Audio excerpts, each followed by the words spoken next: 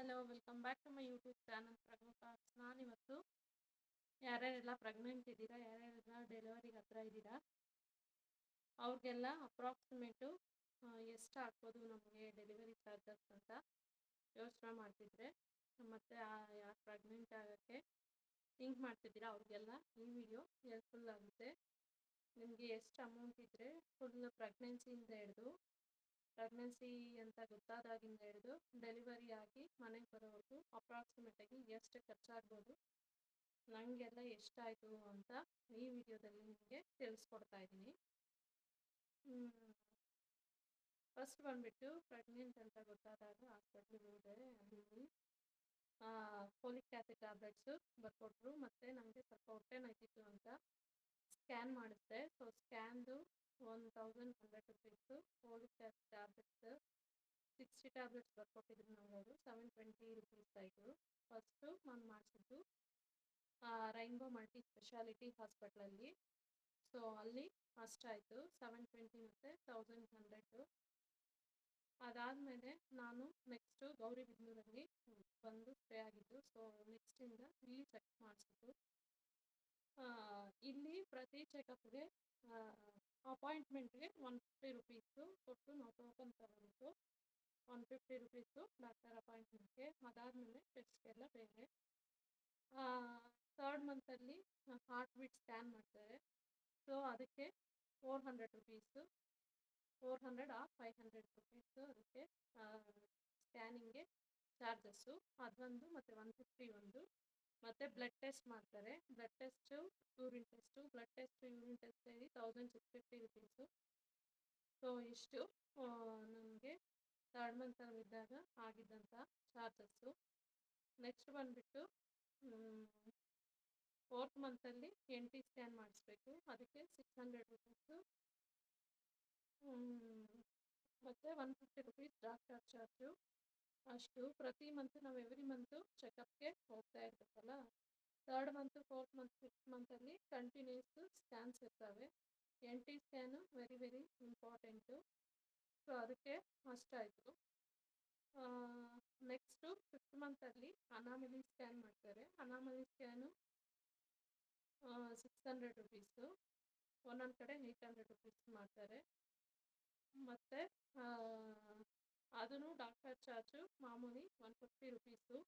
ಮತ್ತು ಟ್ಯಾಬ್ಲೆಟ್ ಇರೋದು ಮತ್ತೆ ನಾನು ಟ್ಯಾಬ್ಲೆಟು ಇಲ್ಲಿ 1 ಮಂತ್ ಮಾತ್ರ ಫೋಲಿಕ್ ಆ್ಯಸಿಡ್ ಟ್ಯಾಬ್ಲೆಟ್ಸ್ ಬರ್ಕೊಟ್ರು. ಮತ್ತು ನೆಕ್ಸ್ಟ್ ಮಂತಿಂದ ಕ್ಯಾಲ್ಶಿಯಮ್ಮು, ವಿಟಮಿನ್ ಟ್ಯಾಬ್ಲೆಟ್ಸು ಬರ್ಕೊಟ್ಟಿದ್ದು. ಅದು 1200, ಯಾವಾಗೂ 1000 ಎಬೋನೇ ಆಗ್ತಿತ್ತು. 1200, 1300 ಅಷ್ಟು ಆಗ್ತಾಯಿತ್ತು. ನೆಕ್ಸ್ಟ್ ಬಂದುಬಿಟ್ಟು 6th ಮಂತಲ್ಲಿ 6th ಮಂತಿಂದ ನಾನು ಪೌಡರ್, ಮಿಲ್ಕ್ಗೆ ಪೌಡರ್ ಹಾಕ್ಕೊಂಡು ಕುಡಿಯೋಕ್ಕೆ ಸ್ಟಾರ್ಟ್ ಮಾಡಿದೆ. ಅದು 380 ಸಮಥಿಂಗು, 400, ವಿತಿನ್ 400 ಎಬೋ 350. ಒಂದೊಂದು ಬ್ರ್ಯಾಂಡು ಒಂದೊಂದು rate. So within 400 above 350 rupees ಬರ್ಕೊಡ್ತಾಯಿದ್ರು. ನಾನು ನೈಟ್ ಹೊತ್ತು ಕುಡಿದು ಹಾಲು ಮಾಡ್ಕೊತಾ ಇದ್ದೆ. ನೆಕ್ಸ್ಟ್ ಬಂದುಬಿಟ್ಟು ನಿಮಗೆ ಶುಗರ್ ಟೆಸ್ಟ್ ಮಾಡ್ತಾರೆ, ಗ್ಲೂಕೋಸ್ ಟೆಸ್ಟ್ ಮಾಡ್ತಾರೆ. ಅದಕ್ಕೆ 450 ರುಪೀಸ್ ಚಾರ್ಜ್ ಮಾಡ್ತಾರೆ. ಅದು 6th ಮಂತಲ್ಲೇ ಮಾಡೋದು ಗ್ಲೂಕೋಸ್ ಟೆಸ್ಟು. ಆವಾಗ 6th ಮಂತಲ್ಲಿ ಯಾವುದು ನಮಗೆ ಸ್ಕ್ಯಾನ್ ಇರಲ್ಲ, ಈ ಗ್ಲೂಕೋಸ್ ಟೆಸ್ಟ್ ಮಾತ್ರ ಇರುತ್ತೆ, ಮತ್ತು ಬ್ಲಡ್ ಟೆಸ್ಟೂ ಇರುತ್ತೆ. ನಾನು ನಿಮಗೆ ಬಿಲ್ಸ್ ಬೇಕಾದರೆ ಅಟ್ಯಾಚ್ ಮಾಡಿರ್ತೀನಿ, ಇದರಲ್ಲಿ ನನ್ನ ಫೋಟೋಸಲ್ಲಿ ಅಟ್ಯಾಚ್ ಮಾಡಿರ್ತೀನಿ ನಿಮಗೆ ಬಿಲ್ಸು ಎಷ್ಟಾಯಿತು ಅಂತ. ಅಂದರೆ ಗ್ಲೂಕೋಸ್ ಟೆಸ್ಟ್ಗೆ ಎಷ್ಟು, ಬ್ಲಡ್ ಟೆಸ್ಟ್ಗೆ ಎಷ್ಟಾಯಿತು ಅಂತ, ಅಪ್ರಾಕ್ಸಿಮೇಟ್ ಟ್ಯಾಬ್ಲೆಟ್ಸ್ಗೆ ಎಷ್ಟಾಗ್ತಿತ್ತು ಅಂತ ನಾನು ನಿಮಗೆ ಅಟ್ಯಾಚ್ ಮಾಡ್ತೀನಿ.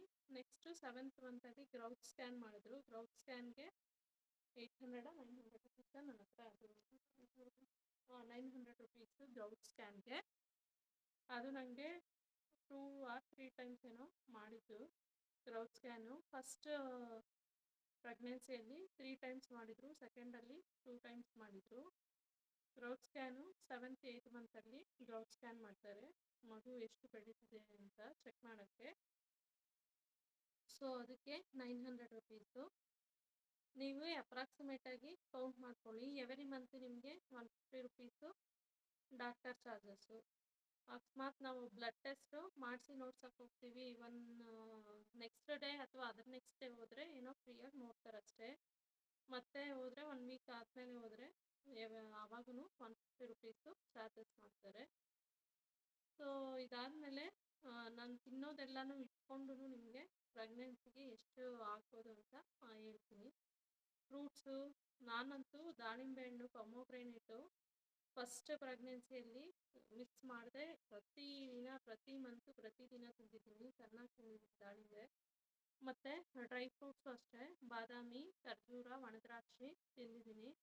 ಬೇಬಿ ವೆಯ್ಟ್ಗೆ ಬೇಬಿ ಹೆಲ್ತಿಯಾಗಿ ಬೆಳೆಯೋಕ್ಕೆ ಒಣದ್ರಾಕ್ಷಿ ನೆನೆಸ್ಕೊಂಡು ತಿನ್ನಿ. ಮತ್ತು ಇದು ಅಷ್ಟೇ, ಬಾದಾಮಿ ಮಿಸ್ ಮಾಡಬೇಡಿ, ತಿನ್ನಿ. ಬಾದಾಮಿ ತಿನ್ನಿ, ತುಂಬ ಚೆನ್ನಾಗಿ ಗ್ರೋತ್ ಆಗುತ್ತೆ, ಮಗುಗೂ ಒಳ್ಳೆಯದು. ನೆಕ್ಸ್ಟ್ ಬಂದುಬಿಟ್ಟು ನನಗೆ ಡಾಕ್ಟರು ಪ್ರಿಫರ್ ಮಾಡಿದ್ದು ಒಣದ್ರಾಕ್ಷಿ ನೆನೆಸ್ಕೊಂಡು ತಿನ್ನು ಅಂತ. ಸೊ ಅದು ತಿಂದಿದ್ದು.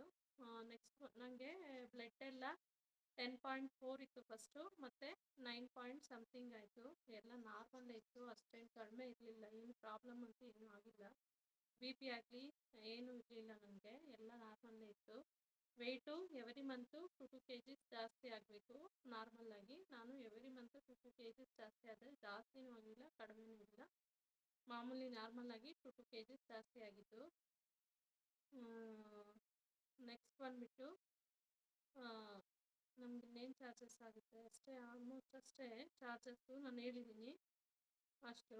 ನೆಕ್ಸ್ಟ್ ಬಂದುಬಿಟ್ಟು ನಾನು 9th ಮಂತಲ್ಲಿ ಹೋಗಿದ್ದೆ. 9th ಮಂತ್ ಹೋಗಿ ಚೆಕ್ ಮಾಡಿಸ್ಕೊಂಡು ಬಂದೆ.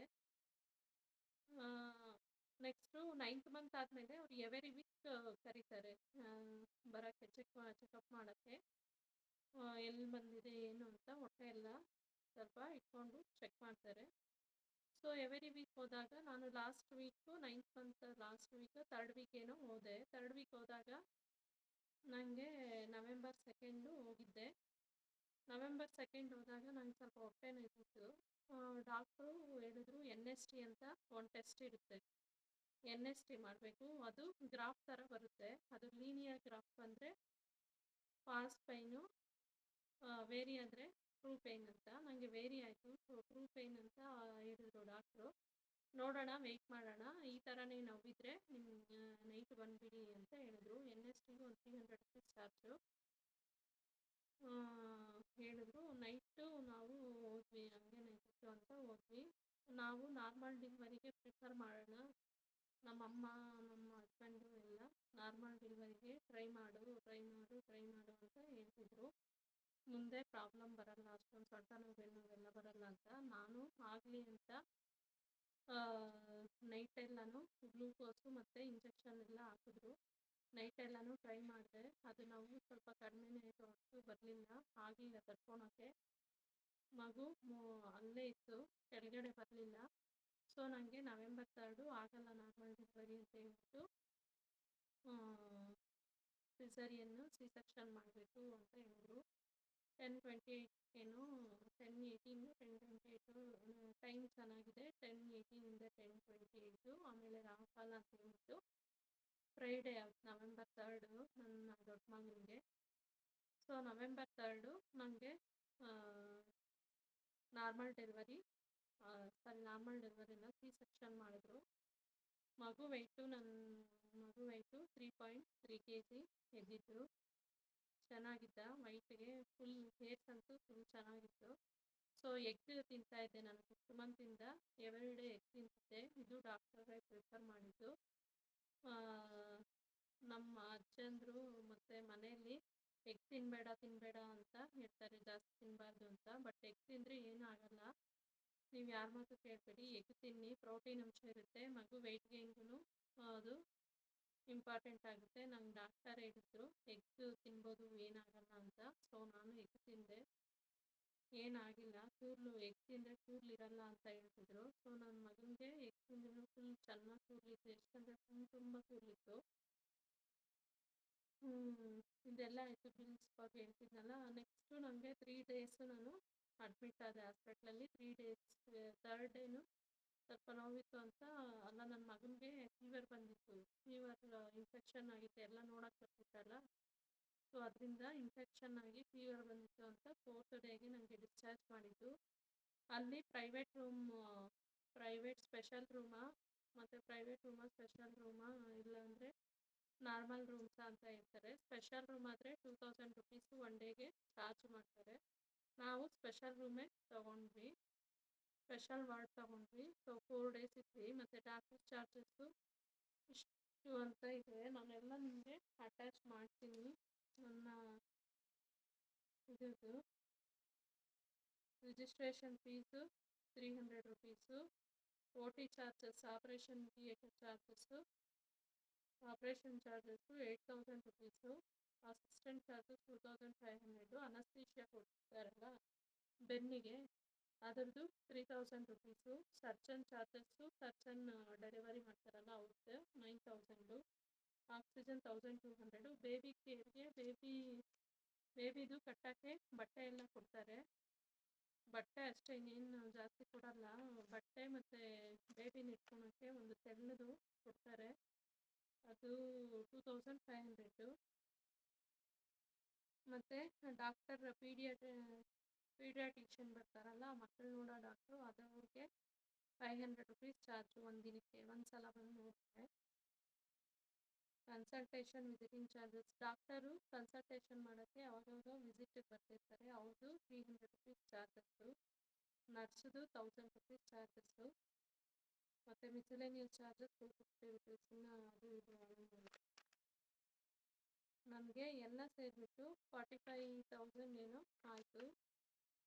ಮುಂಚೆನೇ ನೆನ್ನೆಯಿಂದ ಅಂದರೆ ನಾರ್ಮಲ್ ಡೆಲಿವರಿ ಮಾಡಬೇಕು ಅಂತ ಅಂದ್ಕೊಂಡಿದ್ವಲ್ಲ, ಅದಕ್ಕೆ ಸಪ್ರೇಟ್ ಚಾರ್ಜಸ್ಸು, ಅದಕ್ಕೆ ಒಂದು 2000 ಆಗಿತ್ತು. ಇದು ಇಂಜೆಕ್ಷನ್ಸು, ಗ್ಲೌಸ್ ಎಲ್ಲ ಬರ್ಕೊಟ್ಟಿದ್ರು. ಸೊ ಅದಕ್ಕೆಲ್ಲ ಸಪ್ರೇಟ್ ಚಾರ್ಜಸ್ ಆಗಿತ್ತು. ಮತ್ತು ಇದು C-ಸೆಕ್ಷನ್ ಆಗಿರೋದು 43,800 ರುಪೀಸ್ ಆಗಿತ್ತು. ನಾನು ಬಿಲ್ನ ನಿಮಗೆ ಅಟ್ಯಾಚ್ ಮಾಡ್ತೀನಿ. ಎಲ್ಲ ಸೇರಿ ಅಪ್ರಾಕ್ಸಿಮೇಟು 1 ಲ್ಯಾಕ್ ಆಗುತ್ತೆ. ಇಲ್ಲಿ ಗೌರಿಬಿದನೂರು ಅರುಣ ಹಾಸ್ಪಿಟ್ಲಲ್ಲಿ ನಾನು ನೋಡಿಸ್ಕೊಂಡಿದ್ದು. ಇಲ್ಲಿ ನಂಗೆ ಅಪ್ರಾಕ್ಸಿಮೇಟು ಅಂದರೆ ಪ್ರೆಗ್ನೆನ್ಸಿ ಆದಾಗಿಂದ ಹಿಡಿದು ಡೆಲಿವರಿ ಆಗೋವರೆಗೂ, ಡಿಸ್ಚಾರ್ಜ್ ಆಗಿ ಮನೆಗೆ ಬರೋವರೆಗೂ 1 ಲ್ಯಾಕ್ ಆಯಿತು. ನೆಕ್ಸ್ಟ್ ಸೆಕೆಂಡ್ ಪ್ರೆಗ್ನೆನ್ಸಿಯಲ್ಲೂ ಅಷ್ಟೇ ಇನ್ನೊಂದು 10,000 ಜಾಸ್ತಿ ಆಯಿತು. ಯಾಕಂದರೆ ಅವಾಗ ಫ್ಯಾಮಿಲಿ ಪ್ಲ್ಯಾನಿಂಗ್ ಆಪ್ರೇಷನ್ ಮಾಡಿಸ್ಕೊಂಡೆ. 2025 ನವೆಂಬರ್ 13 ನನಗೆ ಸೆಕೆಂಡ್ ಮಗು ಆಗಿದ್ದು. ಆವಾಗ ಅಪ್ರಾಕ್ಸಿಮೇಟು ಜಾಸ್ತಿ ಏನು ಆಚೆ ಆಗಿಲ್ಲ, ಒಂದು 10,000 ಜಾಸ್ತಿ ಆಯಿತು ಅಷ್ಟೇ ಫ್ಯಾಮಿಲಿ ಪ್ಲ್ಯಾನಿಂಗ್ ಆಪ್ರೇಷನ್ ಮಾಡಿದ್ದು. ಸೊ 1 ಲ್ಯಾಕ್ ಅಪ್ರಾಕ್ಸಿಮೇಟಾಗಿ ನೀವು 1 ಲ್ಯಾಕ್ ಕೈಯಲ್ಲಿ ಇಟ್ಕೊಂಡಿರ್ಬೇಕು. ಈ ವಿಡಿಯೋ ನಿಮಗೆ ಇಷ್ಟ ಆಗಿದ್ರೆ ಪ್ಲೀಸ್ ನನ್ನ ವಿಡಿಯೋನ like, share, comment and subscribe ಮಾಡಿ. ಪ್ಲೀಸ್ ಸಬ್ಸ್ಕ್ರೈಬ್ ಮಾಡೋದನ್ನು ಮರಿಬೇಡಿ. Thank you.